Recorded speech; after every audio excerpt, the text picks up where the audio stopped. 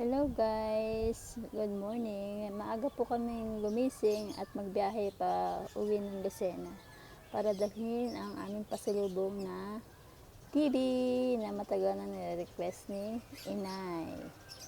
At ayan po, nakarating na nga po tayo dahil maaga tayong umalis, mabilis tayo nakarating dyan sa Lucena, Lalahican. At kasama nga po namin ang aking biyanan, ang lola ng mga bata. Gusto niya makita ang bahay ni Inay. Ayan po ang eskinita papunta sa amin. Kabisado na po ng mga bata yan papunta dyan kasi ilang beses na silang pabalik-balik dito sa Lucena.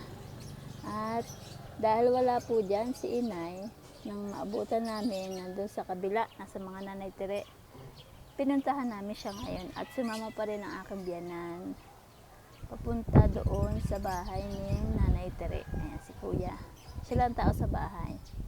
At ayan naman po, sinundo namin si Inay dyan sa kabila. Nung una, sabi niya, akala daw niya kung sino mga bisita ng Nanay Tere, may mga bata pa daw at may matanda.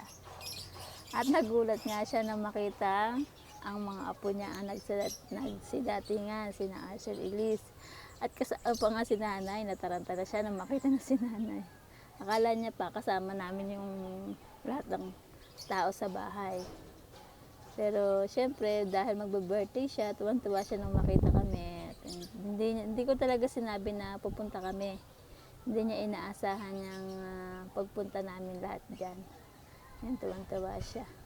At ayan na nga, bumalik na kami sa bahay. At ito, ayang si TV ay hindi makita ang TV Plus. Hindi namin mabuksan ang TV kasi walang tao. Ayaw gumana ng walang TV Plus. Kaya ayan, naghalungkat. Pero nakita rin naman niya sa wakas at ayan na nga, masaya na siya. Masaya si Inay sa sorpresa ang dala namin na Arcel sa kanya.